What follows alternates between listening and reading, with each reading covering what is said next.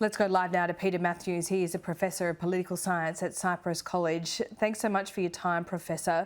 Give us an idea of what this means for America more broadly. We just heard there from the reporter that the country is indeed watching the outcome of this. What hinges on this outcome?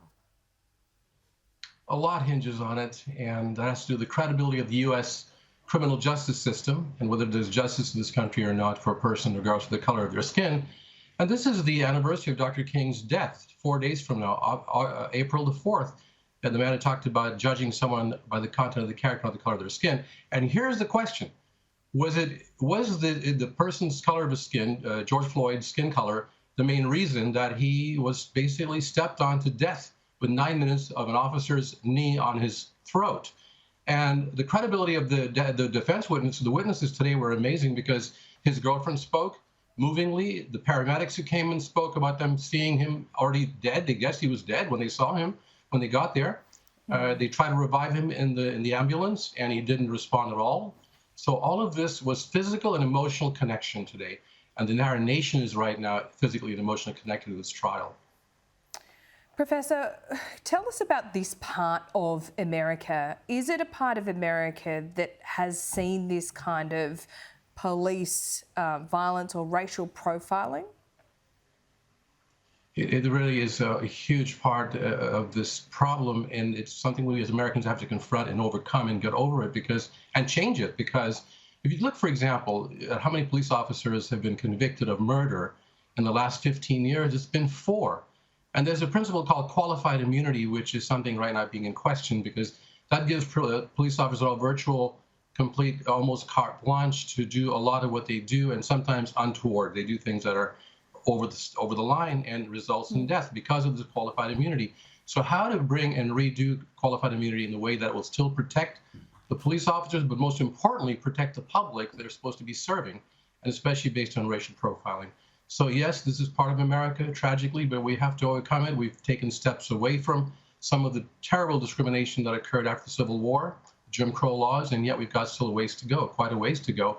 And to think that just after so many decades that we still face these kinds of things. So many African Americans, men mostly, but also women were killed, Breonna Taylor, so many others in the last few years with not much reason whatsoever. Yes, indeed, and not just America, but the world, I think, has a very close eye on this justice process as well. Can I change tack for a moment to, I think, a really unreported tragic event that is happening in Myanmar at the moment? There doesn't seem to be a lot of energy from other Western nations to really intervene here in Myanmar. And what is happening? Well, we only know a fraction of what is happening, and it could be on the verge of some kind of genocide, couldn't it? Absolutely. It is very tragic. It is something the United Nations Security Council should take up immediately. In fact, the High Commissioner for Human Rights said there will be a complete it's like a genocide if it doesn't take care, if it's not taken care of right now by the Security Council members and the rest of the international community. And I do believe that the Western nations that talk about their belief in democracy and freedom and human rights have a moral obligation to act on this, and they could do it through the channels of the United Nations. The Security Council is an apparatus for that purpose, and they should not be taking their own sweet time, because look at what's happening in this country. Those pictures you're showing right now, throughout the country, the decimation and killing of thousands, if not more, of the people, of the civilians in Myanmar by the military dictatorship, which has been in power since 1962 and would seize power from a civilian government that was elected democratically just recently. And that's something that the other countries of the Western world especially should be involved with. And Professor, I think a recent phenomena, and perhaps it was even sped along more by the presidency of Donald Trump, but there seems a reluctance, a greater reluctance in our environment, and I'm talking about, you know, the political environment right around the world at the moment, to intervene in another country's affairs. Do you believe that to be true?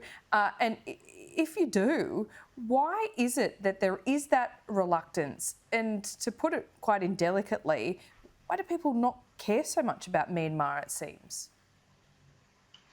Well, Myanmar is a smaller country in the world. It's not involved in global power politics, although I must say that it's an example of what the world is overlooking, and this occurs in different parts of the world, not just Myanmar.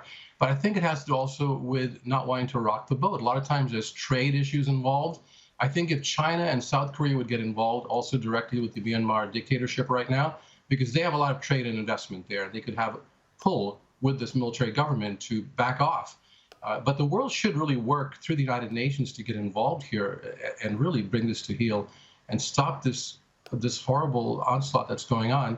And I think we should put aside other kinds of questions of trade and technology transfer and this and that.